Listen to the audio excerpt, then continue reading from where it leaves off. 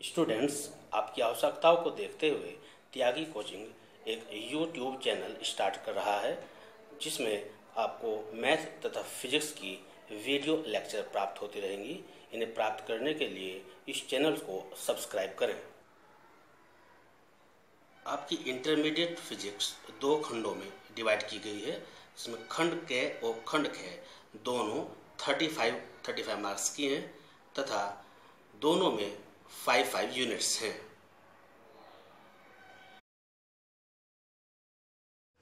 जैसा कि वीडियो के प्रारंभ में मार्क्स डिस्ट्रीब्यूशन के समय बताया गया, आपकी इंटरमीडिएट फिजिक्स दो पार्ट में डिवाइड है।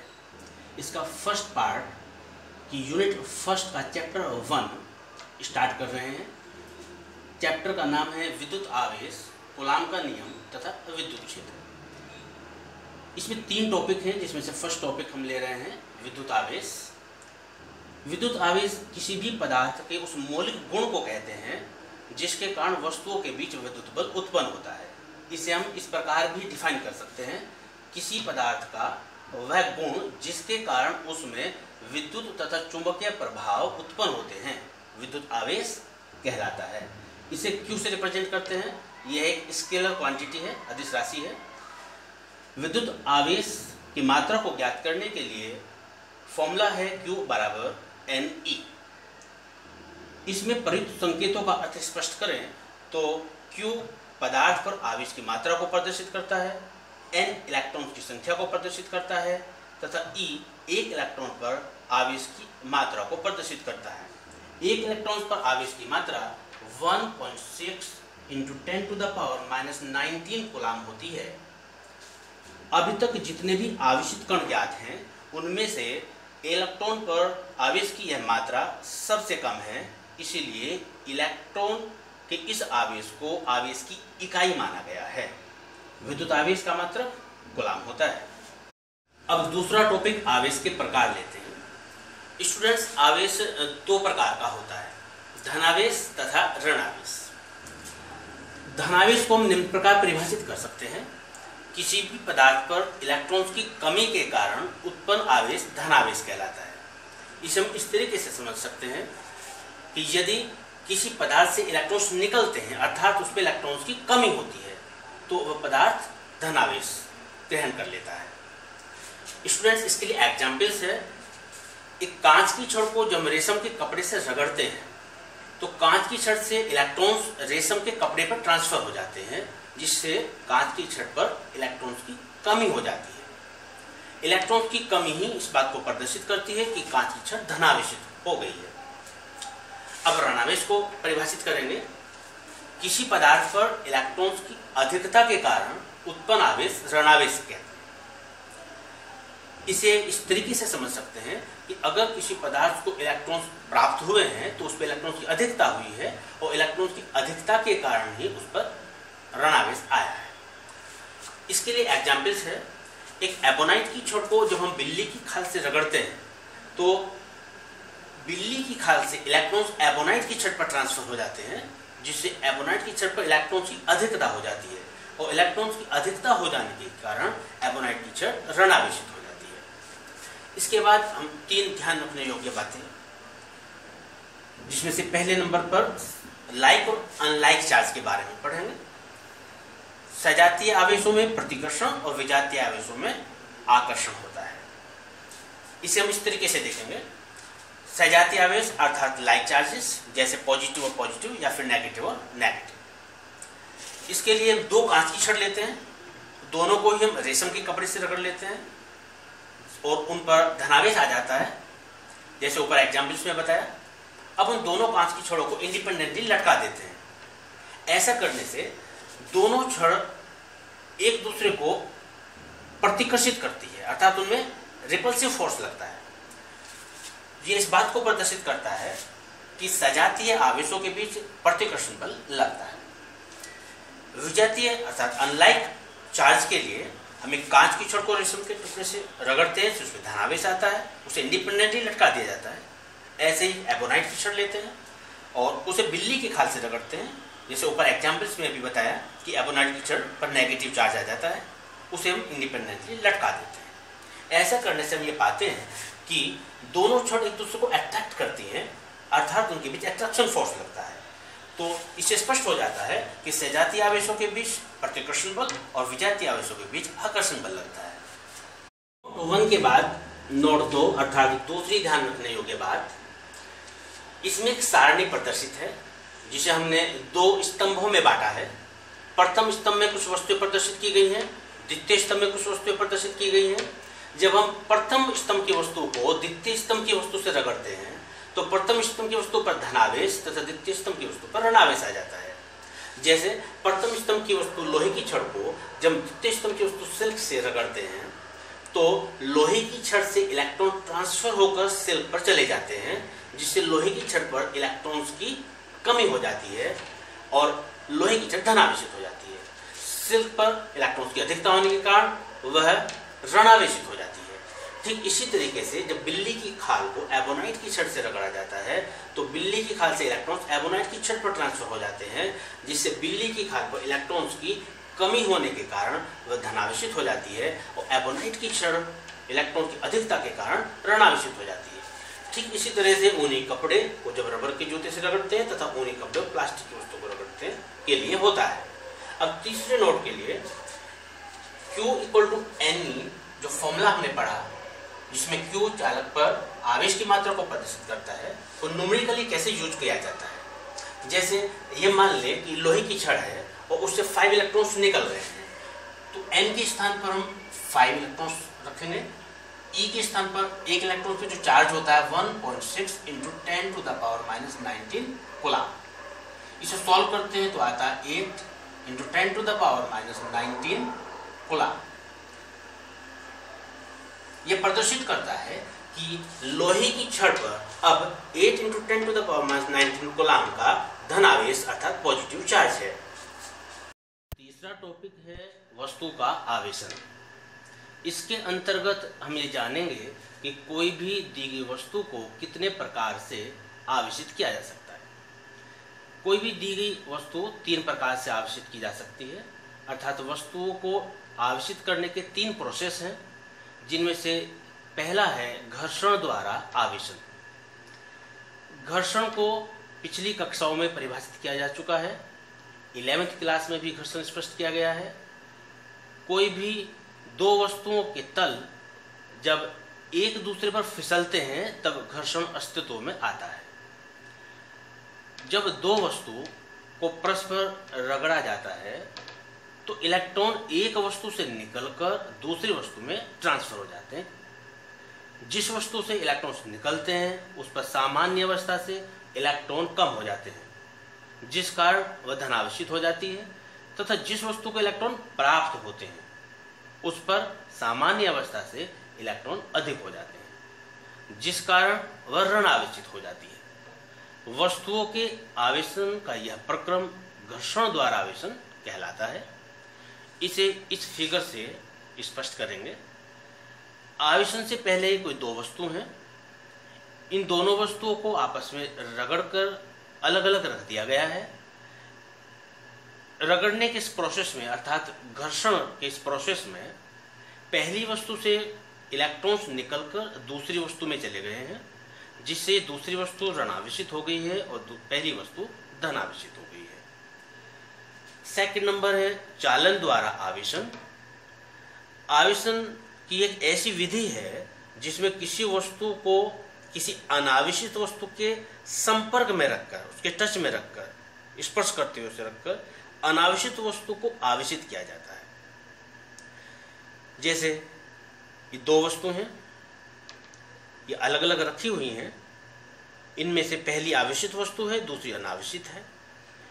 इस अनावेशित वस्तु को आवेशित वस्तु के अगर संपर्क में रख दें, टच करा दें और संपर्क में रखने के बाद हटा दें, तो हम ये देखेंगे कि जो दूसरी वस्तु अनावेशित थी अब वह ऋणावेशित हो गई है, क्योंकि संपर्क में रखने पर जो पहली वस्तु है उससे इलेक्ट्रॉन्स निकलकर दूसरी वस्तु में चले गए हैं। पहली वस्तु से इलेक्ट्रॉन्स निकले हैं, दूसरी वस्तु में चले गए हैं, जिससे पहली वस्तु धनावेशित और दूसरी ऋणावेशित हो गई है। इन दोनों प्रोसेस में ये ध्यान रखना है कि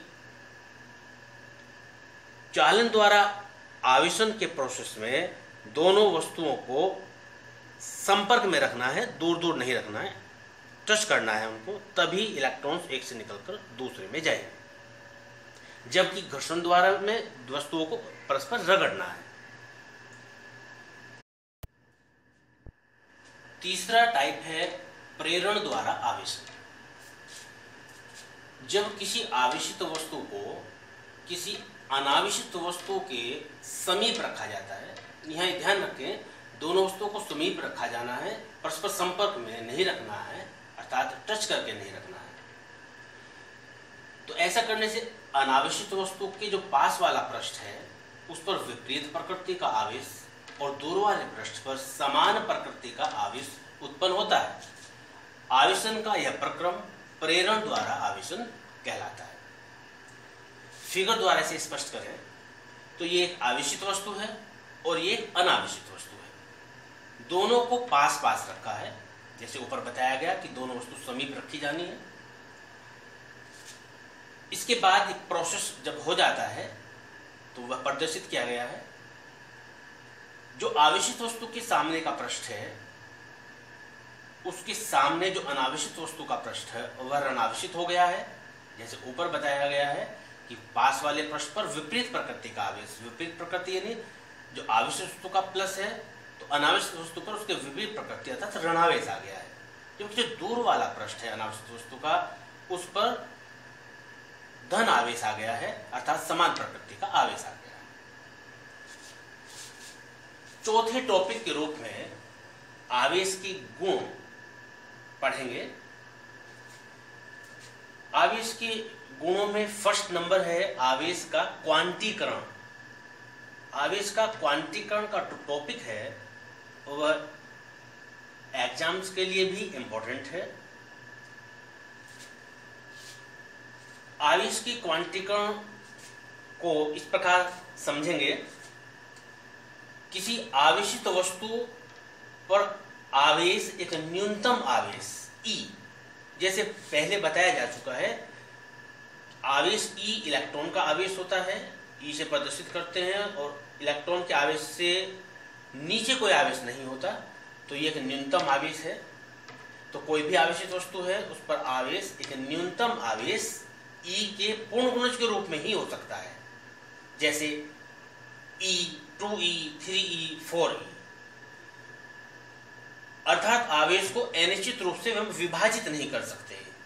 विभाजित नहीं कर सकते का तात्पर्य है कि वह आवेश 0.5E, 0.7E, 1.5E के रूप में कभी भी संभव नहीं हो सकता। तो आवेश के क्वांटीकरण को समझने के लिए यही ध्यान करना है कि कोई भी अगर आवेशित वस्तु है उस पर आवेश की जो मात्रा होगी वह एक न्यूनतम आवेश E की पूर्ण गुणज के रूप में होगी। उसे हम अनिश्चित रूप से विभाजित नहीं कर सकते और आवेश की इस गुण को ही हम आवेश का क्वांटीकरण या परमाणुकता कहते हैं। किसी भी वस्तु पर आवेश के लिए फॉर्मूला हमने पहले भी पढ़ा है, Q बराबर प्लस माइनस NE, जहां पर N इक्वल टू 1, 2, 3, डैश लिया जा सकता है। E इलेक्ट्रॉन पर आवेश है 1.6 into 10 to the power minus 19 coulomb. ये वैल्यूज इसमें रखें। E की फॉर्म में वस्तु पर आवेश plus minus E, plus minus 2E, plus minus 3E आता है, जो कि पॉसिबल है। इसके अलावा जो पूर्ण गुणज नहीं है E के वह पॉसिबल नहीं है।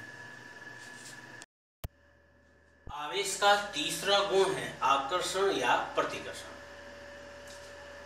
सजातीय आवेश अर्थात लाइक चार्ज एक दूसरे को प्रतिकर्षित करते हैं तथा विजातीय आवेश अर्थात अनलाइक चार्ज एक दूसरे को आकर्षित करते हैं। यह टॉपिक पहले नोट में क्लियर किया गया है। सजातीय आवेश का अर्थ है धनात्मक और धनात्मक आवेश या फिर ऋणात्मक और ऋणात्मक आवेश। तो यदि ऐसे आवेश हैं तो वे दूसरे को प्रतिकर्षित करेंगे। और विजातीय आवेश का अर्थ है धनात्मक और ऋणात्मक आवेश या फिर ऋणात्मक और धनात्मक आवेश।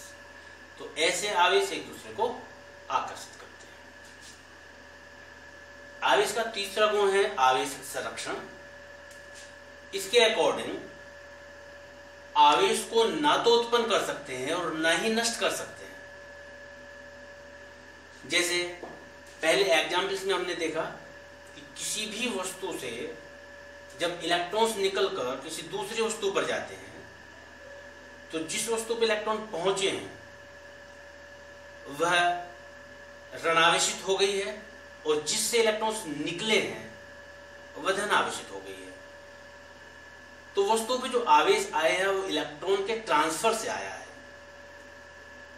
आवेश उत्पन्न नहीं हुआ, आवेश एक स्थान से दूसरे स्थान पर ट्रांसफर हुआ है। फोर्थ नंबर विद्युत आवेश की योज्यता है। इसे ऐसे समझें कि जैसे कोई एक निकाय है, सिस्टम है और उसमें बहुत से कण हैं, आवेशित कण हैं, उन पर अलग अलग आवेश हैं। तो उन अलग अलग आवेशित कणों के आवेशों को अगर बीजगणितीय योग कर दें तो हमें उस निकाय का कुल आवेश प्राप्त होता है। जैसे अगर ये माने कि वो निकाय कि जो आवेशित कण हैं उन पर आवेश की मात्रा Q1, -Q2, -Q3, Q4, -Q5 dash है, तब निकाय का जो कुल आवेश होगा वो इन सभी आवेशित कणों के बीजगणितीय योग के बराबर होगा। तो निकाय का आवेश होगा Q = Q1 - Q2 - Q3 + Q4 - Q5 + dash. विद्युत आवेश का ये टॉपिक पूरा हुआ। इसमें हमने क्या जाना, अपने आप को जांचने के लिए इन 10 क्वेश्चन के आंसर लिखें।